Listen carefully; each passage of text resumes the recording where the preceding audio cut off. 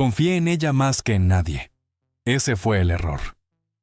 El juzgado estaba abarrotado cuando mi mujer se levantó y me señaló con un dedo impecablemente cuidado, de esos que nunca tiemblan porque siempre han mandado. Su voz rebotó contra las paredes de madera del Palacio de Justicia de Madrid, mientras decía, sin una sola duda, que yo no era más que un aprovechado, un cazafortunas que se había casado con ella por dinero. No miró atrás, no vaciló. A su lado, su abogado, Álvaro Molina.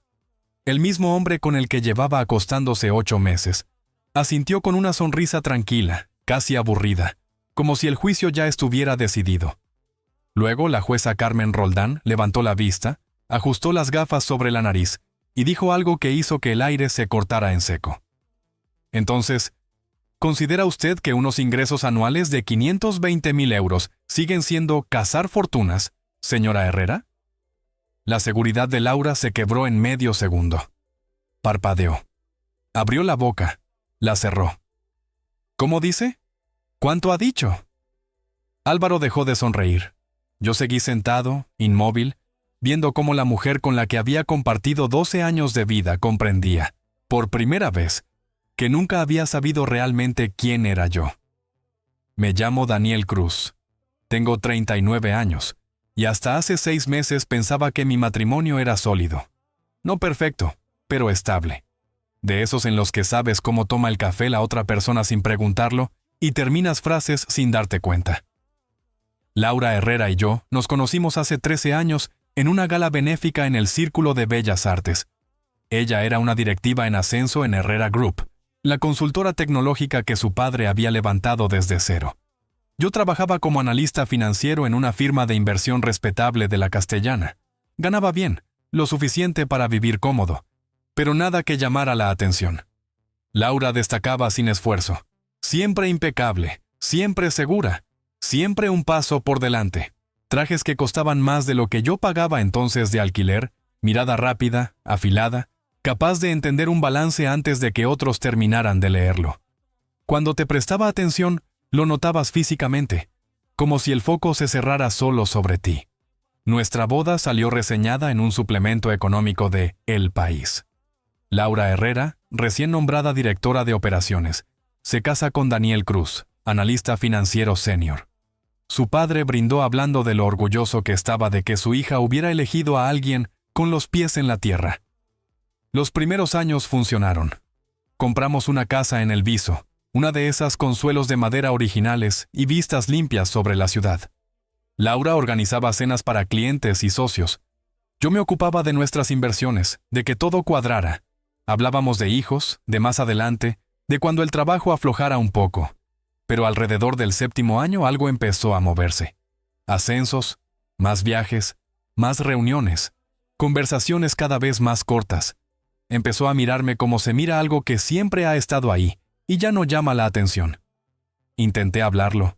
Propuse terapia, escapadas de fin de semana, cualquier excusa para volver a mirarnos de frente. Siempre estaba ocupada. Informes trimestrales, consejos, fusiones. Y empecé a ver detalles que no encajaban.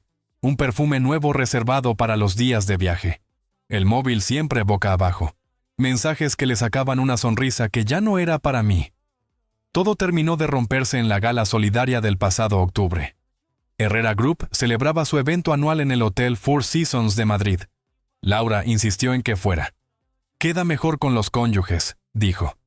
Me puse el traje caro que me había regalado por nuestro aniversario y entré en un salón lleno de gente poderosa brindando con champán imposible.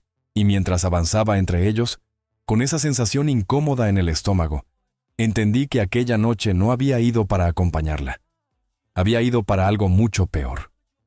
No tardé mucho en confirmarlo. Laura estaba rodeada de gente cerca de las mesas de la subasta silenciosa, riéndose con su nuevo abogado corporativo. Álvaro Molina. Alto, canoso, con ese encanto pulido que solo tienen quienes llevan décadas facturando horas y doblando la ética cuando conviene. Los observé unos 20 minutos. No más. Suficiente. La mano de él rozándole el codo al enfatizar una frase. Ella inclinándose cuando él bajaba la voz. Risas privadas, de esas que no se ensayan. Mi mujer se estaba acostando con su abogado y ya ni siquiera se molestaban en disimularlo. No dije nada esa noche. ¿Para qué? Cuando alguien decide traicionar, las palabras no cambian nada. Volví a casa. Me serví 3 dedos de whisky y me quedé sentado en la cocina, mirando un punto fijo, dejando que la cabeza empezara a trabajar. 2 semanas después, llegaron los papeles del divorcio. Estaba en casa, revisando la reestructuración de la cartera de un cliente, cuando llamaron al timbre. Un mensajero. Laura había elegido la entrega formal, como si estuviera notificando un desahucio. Ninguna llamada, ninguna explicación. Solo un paquete de documentos legales con pestañas amarillas señalando dónde tenía que firmar. Los leí despacio. Es lo que haces cuando llevas media vida analizando contratos. Lees la letra pequeña, y aquella letra pequeña era una ejecución pública. Afirmaba que yo no había aportado nada al matrimonio, que había vivido de su éxito durante 12 años, que era, según la terminología cuidadosa de su abogado, un cónyuge oportunista que se había casado por encima de sus posibilidades y ahora pretendía ser recompensado por una vida parasitaria. Reclamaba la casa, las cuentas de inversión, incluso el coche que había comprado con mi propio dinero 3 años antes. A cambio, me ofrecía 50,000 euros para que desapareciera en silencio. Me quedé sentado en esa cocina donde habíamos desayunado juntos cada domingo durante más de una década, y entendí algo con una claridad incómoda. Laura no tenía la menor idea de a qué me dedicaba realmente. En su cabeza yo seguía siendo el mismo analista financiero, con un sueldo discreto en una empresa cualquiera, agradecido de que una mujer como ella se hubiera fijado en mí. No era ese hombre. Hacía mucho que no lo era. 8 años antes había dejado la firma de inversión y había fundado mi propia gestora patrimonial, Cruz Gestión de Capital. Empecé solo, en un despacho compartido, gestionando el dinero de pequeños empresarios y directivos intermedios, gente que había construido algo y necesitaba a alguien fiable. Durante 3 años trabajé jornadas que no cabían en el reloj, demostrando resultados sin jugar a la ruleta. El negocio creció. Contraté a 2 asesores, luego a 5, luego a 12. Nos mudamos a una oficina de verdad en el centro de Madrid, paredes de cristal, sillas ergonómicas y una cafetera que costaba más que mi primer coche. Los clientes cambiaron. Médicos, abogados, emprendedores con cifras serias. Para el 5.º año gestionábamos más de 400 millones de euros. El año pasado superamos los 800. Entre comisiones, incentivos y participación en beneficios, mis ingresos personales alcanzaron los 520,000 euros. Este año iba camino de más, y Laura no lo sabía, porque nunca me molesté en corregirla. Trabajaba desde casa, mantenía mi mundo separado. No sentí la necesidad de competir con su apellido. Pensé que avanzábamos en paralelo. Me equivoqué. Hay algo que aprendes cuando trabajas con dinero ajeno. La gente miente, los mercados se rompen y la única red de seguridad real eres tú mismo. Por eso, 6 meses antes de que Laura presentara la demanda, cuando empecé a notar que algo no encajaba, hice algo de lo que no presumo, pero que no cambiaría por nada. Y esa decisión, tomada en silencio, fue la razón por la que aquel juicio nunca iba a salir como ellos esperaban. Cuando confirmé lo que estaba pasando, no actué por impulso. Contraté a un detective privado, Javier Salgado, exinspector de la Policía Nacional, ahora dedicado a encontrar verdades que la gente paga por no ver. Le di 3 meses y 15,000 euros para documentar cada detalle de la relación entre Laura y Álvaro. Cada hotel, cada viaje de trabajo que no lo era, cada mentira dicha con naturalidad en la mesa de casa. El informe que me entregó era grueso, incómodo de sostener. Fotografías de ambos entrando al Hotel Palace 2 veces por semana, siempre a la misma hora. Extractos de tarjetas mostrando que él pagaba joyas, bolsos de diseñador, escapadas a La Rioja. Mensajes en los que hablaban de su futuro juntos, del divorcio, de cuánto pensaban sacarme. Lo peor fue una grabación, una llamada en la que discutían la estrategia. Cómo minimizar mi carrera. Cómo hacer ver que yo había vivido de Laura. Álvaro la entrenaba para el juicio, palabra por palabra. Ellos no hablaban como amantes, hablaban como depredadores convencidos de que la presa ya estaba rendida. No sabían que llevaba meses caminando delante de ellos. El día del juicio llegué con un traje discreto, mucho más barato de lo que Laura esperaba. Mi abogada, Clara Benítez, antigua compañera del máster, era precisa, metódica y peligrosamente tranquila. Había leído el informe completo y sonrió solo una vez. No fue una sonrisa amable. El juzgado estaba lleno. Laura se había encargado. Directivos de su empresa, cámaras, periodistas económicos. Querían un relato claro. Mujer poderosa contra marido oportunista. Lo que iban a presenciar no encajaba en ningún titular cómodo. Álvaro se levantó primero. Impecable, seguro. Empezó con esa voz pulida que usan quienes nunca han tenido que pedir perdón. Dijo que el caso era sencillo. Que Laura Herrera, consejera delegada de un gran grupo tecnológico, se había casado con un analista financiero sin relevancia. Que durante 12 años lo había sostenido económica y socialmente. Que le había dado una vida que jamás habría alcanzado solo. Casa, coches, círculos exclusivos. Hizo una pausa y me miró. Luego miró a la jueza y preguntó, con tono casi paternal, ¿por qué alguien así merecía ahora algo más que marcharse agradecido? Cuando terminó, volvió a sentarse satisfecho. Laura le apretó la mano bajo la mesa. No fue un gesto pequeño, fue un mensaje. La jueza lo vio. Clara se levantó despacio. Ajustó las gafas. No levantó la voz. No teatralizó nada. Caminó hasta el centro y habló directamente al estrado. Dijo que su cliente quería aclarar ciertos malentendidos sobre su trayectoria profesional y su contribución económica al matrimonio. Solicitó aportar mis declaraciones fiscales de los últimos 8 años. Álvaro saltó de inmediato. ¿Objeción? ¿Demasiado tarde? La jueza lo cortó sin mirarlo. Dijo que le interesaba mucho ver esos documentos. Clara avanzó hacia el estrado con una carpeta ordenada, limpia, definitiva. Mientras la entregaba, sentí como el murmullo del público se apagaba. No porque entendieran aún lo que venía, sino porque de repente algo en la sala les decía que habían estado escuchando la historia equivocada desde el principio. Clara empezó a sacar documentos como quien va cerrando una trampa con calma. Declaraciones fiscales, escrituras de constitución, contratos con clientes. Todo lo que demostraba que Cruz Gestión de Capital no solo existía, sino que funcionaba mejor de lo que muchos en esa sala podrían imaginar. Repartió copias a la jueza, a Álvaro y a Laura. Yo no miré los papeles. Miré su cara. La vi abrir la carpeta. Vi cómo sus ojos bajaban por la primera página. Vi el instante exacto en el que leyó la cifra del último ejercicio. 547.892 euros. Se quedó rígida, blanca. Álvaro pasó la hoja de su copia con manos torpes, como si el papel pesara demasiado.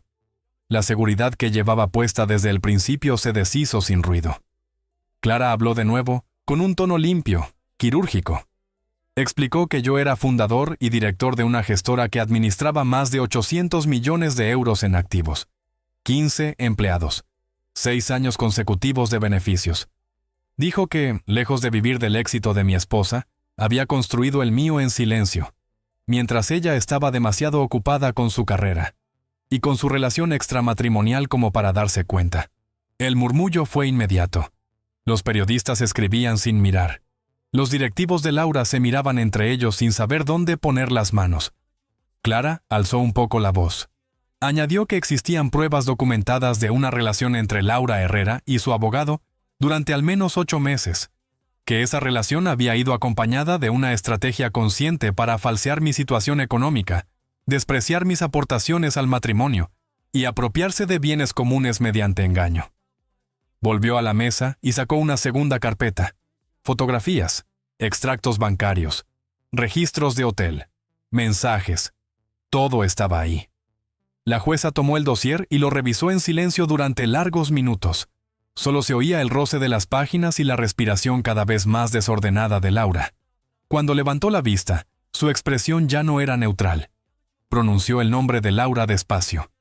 Le preguntó cómo pensaba explicar que un hombre con más de $500,000 de euros de ingresos anuales encajara en la definición de cazafortunas. Laura abrió la boca. No salió nada. Miró a Álvaro. Él estudiaba la mesa como si fuera un salvavidas. La jueza giró entonces la cabeza hacia él. Dijo que le interesaba especialmente entender cómo un abogado había presentado documentos con datos falsos, cuando una mínima verificación habría mostrado lo contrario. A menos, añadió, de que no hubiera querido verificar nada porque no encajaba con la historia que pretendía contar. Álvaro se levantó con dificultad. Dijo que se había limitado a confiar en la información de su clienta. La jueza no le dejó terminar. Le recordó, sin elevar la voz, que su clienta era también su pareja, que existía un conflicto evidente, que se sentara, que el asunto sería remitido al colegio de abogados. Álvaro obedeció. Se dejó caer en la silla. Laura empezó a llorar. No eran lágrimas ensayadas, eran de pánico. La jueza anunció un receso. Dijo que, al volver, hablarían de un reparto de bienes acorde con la realidad, no con fantasías interesadas. Añadió que Álvaro quedaba apartado del caso de forma inmediata, y que Laura haría bien en buscar una representación que no estuviera contaminada desde el principio. El mazo cayó con un golpe seco que cerró cualquier réplica.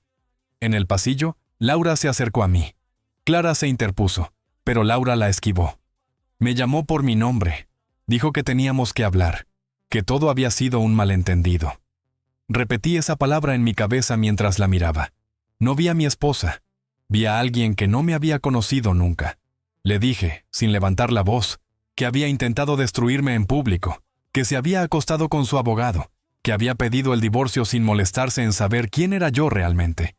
Y en ese silencio posterior, entendí que, pasara lo que pasara después, nada volvería a ser como antes. ¿Qué parte exacta de todo esto es un malentendido? Laura tragó saliva. Dijo que no lo sabía, que yo nunca le había hablado de mi empresa, que nunca le dije cuánto ganaba. La miré sin pestañear. Le recordé algo sencillo. En 12 años de matrimonio jamás me preguntó. Nunca. Dio por hecho que seguía siendo el mismo hombre al que conoció, cómodo en su sombra, agradecido por cualquier migaja de atención que decidiera soltarme. Mientras hablaba, su voz se iba apagando, como si ella misma se escuchara por primera vez. Álvaro apareció a su lado. Parecía 10 años mayor que hacía una hora. Intentó intervenir. Sugirió hablar de un acuerdo razonable. Clara no le dejó terminar. Le dijo, con una frialdad perfecta, que ya no era abogado de nadie allí, y que cualquier palabra más podía empeorar seriamente su situación profesional. Álvaro abrió la boca, la cerró. Miró a Laura. Entre ellos pasó algo rápido, incómodo. No era amor, era miedo. Cuando regresamos a la sala, Laura ya tenía nueva representación. Marta Salas, una de las abogadas de divorcios más temidas de la ciudad, con esa expresión de quien disfruta ordenando el desastre ajeno. Pidió hablar con Clara en privado. Desaparecieron 20 minutos. Al volver, Marta parecía cansada. Clara, no. Cuando el juicio se reanudó, Marta anunció que su clienta retiraba la oferta anterior y quería renegociar con información financiera real. La jueza comentó, seca, que no le sorprendía. Luego me preguntó si prefería negociar o dejar que el tribunal decidiera. Miré a Laura. No levantó la vista. Su postura perfecta había desaparecido. Durante un segundo pensé en alargarlo todo, en dejar que cada mentira, cada hotel, cada mensaje quedara registrado. Pero también sentí otra cosa, cansancio. Ganas de cerrar esa puerta para siempre. Dije que aceptaba negociar, con condiciones claras. Revelación completa de bienes, incluidas posibles cuentas ocultas, y un reconocimiento por escrito del carácter fraudulento de la demanda inicial. La jueza asintió. Preguntó a Laura si aceptaba. Laura dijo que sí sin mirarme. El acuerdo tardó 3 semanas. Laura se quedó con la casa. No la quería. Estaba llena de recuerdos que ya no me pertenecían. Conservó su empresa y sus planes de pensiones. Yo me quedé con la cartera de inversiones que había gestionado durante años, con la casa del lago que ella nunca soportó, y con una compensación económica de 7 cifras que Clara negoció basándose en los desequilibrios reales del matrimonio. La prensa se dio un festín. Titulares incómodos, rumores, clientes que desaparecieron sin hacer ruido. Álvaro fue investigado por el Colegio de Abogados. Dejó su despacho y se marchó del país. Su esposa, según supe después, no fue tan indulgente con él. Mi empresa no sufrió. Al contrario, llegaron nuevos clientes. Gente que decía buscar discreción, resultados, alguien que no necesitara aparentar. Amplié el equipo. Superamos cifras que antes parecían lejanas.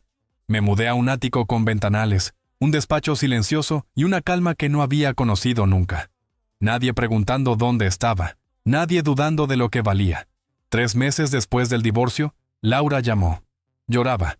Dijo que se había equivocado, que nunca supo apreciar lo que tenía, que quería intentarlo de nuevo. No la interrumpí. Dejé que hablara. Escuché cada palabra. Porque a veces la verdadera venganza no es responder, es permitir que la otra persona diga todo lo que ya no puede cambiar nada. Cuando terminó de hablar, dije algo que me sorprendió por lo fácil que salió. Laura, pasaste 12 años mirándome sin verme. Te inventaste una versión de mí que encajaba con tu historia, y nunca te molestaste en comprobar si coincidía con la realidad. Eso no es un matrimonio. Es un público aplaudiendo una obra que ha escrito solo uno. Ella soltó un sollozo seco. Preguntó si de verdad esos 12 años no significaban nada para mí. La respuesta llegó sola. Le dije que lo significaban todo, que me enseñaron que el éxito no vale nada si la persona que tienes al lado no te respeta, que me enseñaron que ser subestimado puede convertirse en una ventaja, y que, a veces, lo mejor que puede pasarte es que tu vida se derrumbe entera, porque solo así queda espacio para algo mejor. Colgué antes de que respondiera. No quedaba nada que arreglar. Laura quería reescribir el pasado. Yo ya había salido de su historia. Ahora me concentro en mi trabajo, en construir algo que no dependa de apariencias. Estoy conociendo a alguien nuevo. Sofía, profesora de economía en la Complutense, inteligente, irónica, incómodamente directa. En la cena hablamos de mercados y de comportamiento humano, no de estatus. Me pregunta por mis clientes, por mis decisiones. No da nada por sentado. Vamos despacio, sin promesas grandilocuentes. 2 personas viéndose de verdad, sin escenario. La semana pasada me crucé con Enrique Herrera en un evento benéfico en El Retiro. El padre de Laura. El mismo hombre que brindó en nuestra boda hablando de lo tranquilo que era yo. Se acercó con cautela. Le estreché la mano y le pregunté por sus nietos. Bajó la voz y dijo que me debía una disculpa, que sabía de mi empresa desde hacía años, que pensó que su hija también lo sabía. Le respondí que no era su responsabilidad gestionar nuestro matrimonio. Laura tomó sus decisiones, yo las mías. Asintió con tristeza. Me contó que el consejo estaba presionando para que dejara el cargo. Demasiado ruido, demasiadas grietas. No sentí alegría, tampoco pena, solo la confirmación de que todo tiene un precio. Dije que esperaba que encontrara lo que buscaba, y era verdad. No la odio. Apenas pienso en ella. Es alguien que formó parte de otra vida. Alguien que me enseñó que hay personas que no se enamoran de ti, sino de la idea que les resulta útil. Y cuando no encajas, te culpan por romper su fantasía. Me llamo Daniel Cruz. Tengo 39 años. Dirijo una gestora que pronto superará los 1.000 millones en activos. Conduzco un coche que pagué yo. Vivo en una casa que elegí sin negociar con nadie. Duermo sin preguntarme qué mentiras se dicen en la habitación de al lado. Laura me llamó cazafortunas delante de un juez, convencida de que me hundiría. No entendió que el silencio no siempre es debilidad. A veces es preparación. Cuando la jueza le pidió que explicara cómo un hombre con más de $500,000 al año podía ser un aprovechado, vi en su cara el momento exacto en que comprendió que se había destruido sola. 12 años de silencio cobraron sentido en ese segundo. Hay quien necesita focos, público y aplausos. Yo aprendí que el poder real no se anuncia, simplemente existe. Laura quiso escribir un relato donde ella era la protagonista y yo el parásito. Olvidó algo básico. La verdad no negocia con tu narrativa. Y cuando llega el momento adecuado, incluso la persona más callada tiene mucho que decir.